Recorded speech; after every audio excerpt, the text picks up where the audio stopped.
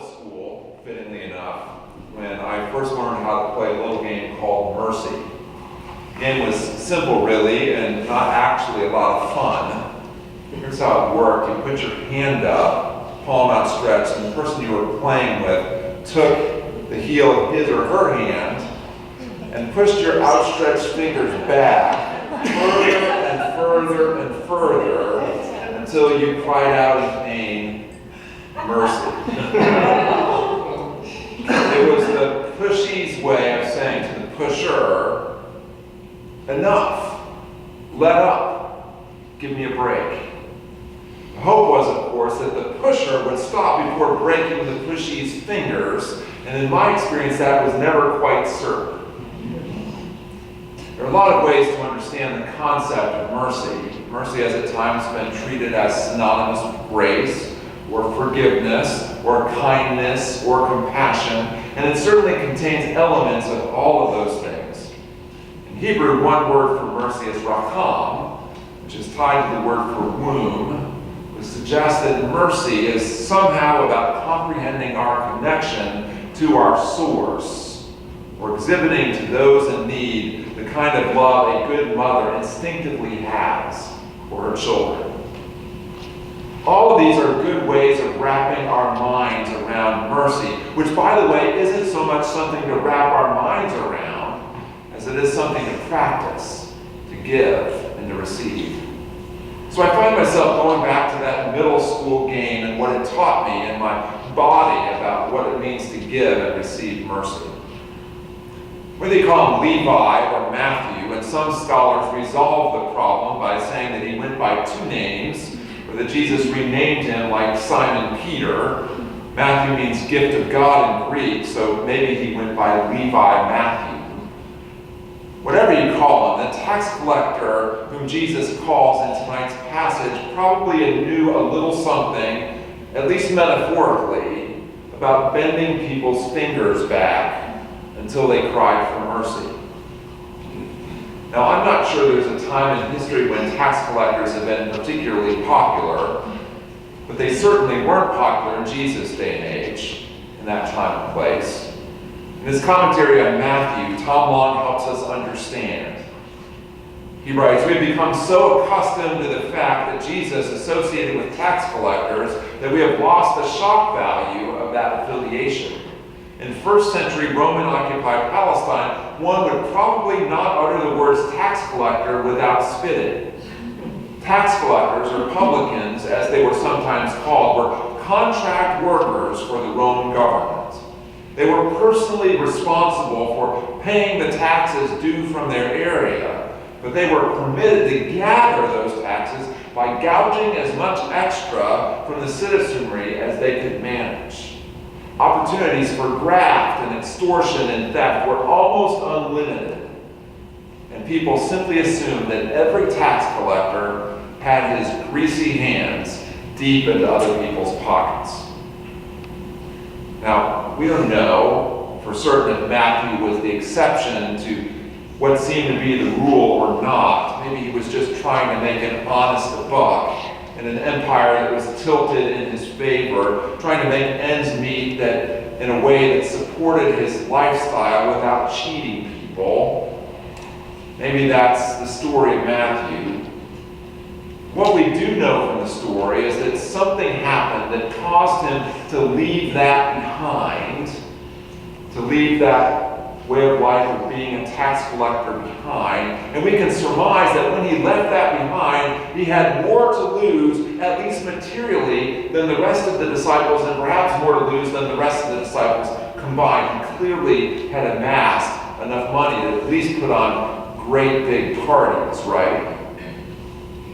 We can also be pretty certain, given the way the story progresses, that the Pharisees thought of Matthew and his ilk as finger benders, and it bugged the daylights out of them that Jesus and his disciples would associate with such people who everyone just knew were sinners and collaborators with the Roman government. What was it that caused the change in Matthew? What enabled him to leave everything behind and go and follow Jesus? We can't know for sure. Matthew seems to appear out of nowhere at his tax booth. He gets up and immediately follows Jesus, and then he throws a party. And then Matthew doesn't appear again in the Gospels or Acts except for enlisted disciples. So we have 4 or 5 verses on which to base any conjecture about Matthew. We don't have a lot to go on when it comes to Matthew. But here's my hypothesis. Here's what I imagine. You might imagine something different. That's your prerogative, but here's what I imagine. I imagine that Matthew's leaving everything behind wasn't as immediate as it seemed. I think he watched how the Roman Empire was engaging in bending people's fingers back, sometimes until they broke. I think Matthew gradually began to see himself as the beneficiary of an unjust system, one that had little regard for the poor and the weak, or for anything much else but profit for that matter. And I think it was starting to keep him up at night. That sense of dis-ease nagged at him, like the persistent widow in the parable that Jesus tells in Luke's Gospel, the persistent widow who kept pleading her case before the judge until the judge finally caved in and gave her what she wanted. I think maybe Matthew had heard rumors about this man Jesus who was talking about a different sort of kingdom than the empire, one who preached a sermon on the mountain where he said things like, "Blessed are the poor, for theirs is the kingdom of heaven, and blessed are the merciful, for they shall obtain mercy." And something about that grabbed Matthew, and it wouldn't let him go. It made Matthew sick and tired to think about how sick and tired and in need of healing his society was, and how sick and tired he himself was. Maybe it made him think about his Hebrew name, Levi, and how it was based in the word that meant to unite, to join, to serve, to lend, to borrow, and that he was from a tribe that was not meant to inherit land. And maybe all of this made Matthew contemplate all the things that get sacrificed when individuals and societies make the pursuit of profit and the glorification of violence and the proliferation of fear and the priority of the individual into an idol to worship, an idol that requires sacrifice, including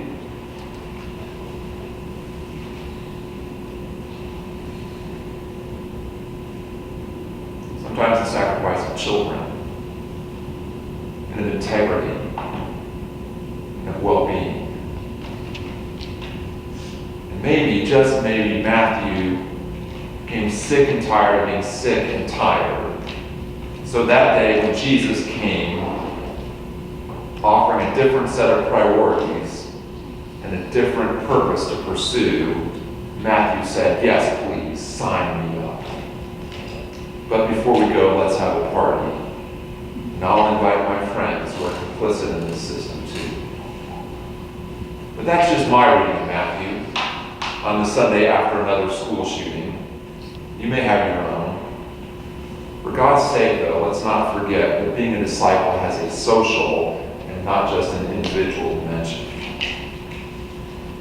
Of course, the real meat of the story of Matthew's call is in the way the Pharisees react to it. The Pharisees, the good religious folks of the day, who saw themselves not as sick but as well, because they knew who to keep in and who to keep out, and they kept all the laws and the religious observances to the T, including making the proper animal sacrifices. The Pharisees, who in each and every one of the Gospels are depicted as grumbling about the way Jesus reached out to people on the outside of their circle to offer mercy and welcome.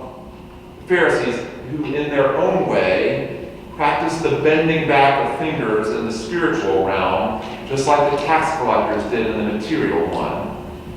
The Pharisees were not happy about Jesus reaching out to a tax collector.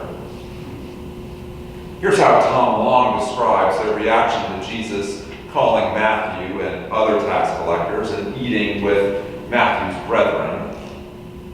Tax collectors then were the carp feeding off the river bottom of Roman rule. For Jesus to call a tax collector as a disciple would be as if he were today called a political ward healer in a bribery-saturated precinct, a narcotics detective on the take, a mafia don on the CIA payroll. The very act of extending any sort of invitation to such a shady character makes decent people wonder about Jesus' own character. Decent people like the Pharisees, who stood there grumbling, "We're decent people." What is Jesus doing reaching out to and eating with someone like that? To the Pharisees and to all of us, Jesus says, those who are well have no need of a physician, but those who are sick do. Go and learn what this means. I desire mercy and not sacrifice. For I have come to call not the righteous, but sinners. The Pharisees, imagine that. The good religious folks, the people in the church were missing what Matthew had found. Mercy. Maybe they were missing it because they didn't recognize that they needed it. On the first Sunday of Lent, isn't it appropriate to think about how we too need mercy?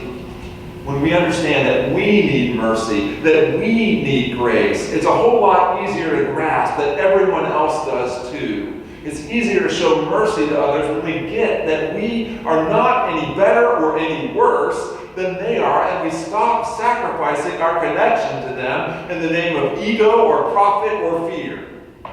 We share a common humanity. Mercy. I do love Anne Lamott.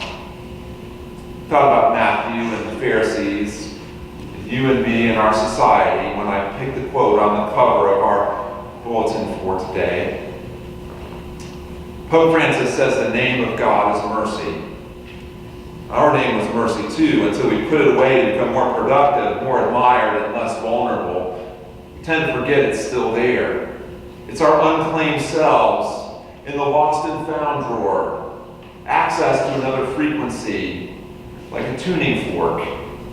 It startles you when you hear it. You look up and around and respond. It's part of human nature, the startle reflex. Grace and mercy build on this, on nature. We startle awake.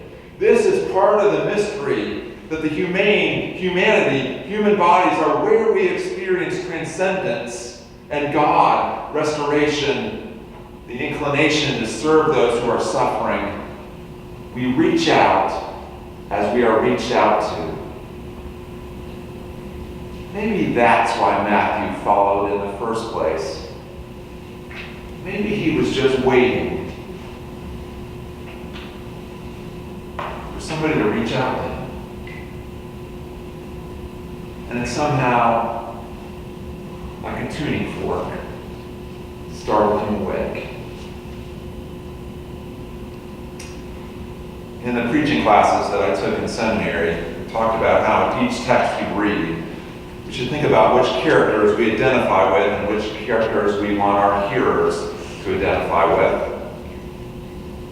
Let me suggest that in this story we're called to identify with Matthew and with the Pharisees and with Jesus. But more important than any of that, we are called to learn what it means that God desires mercy.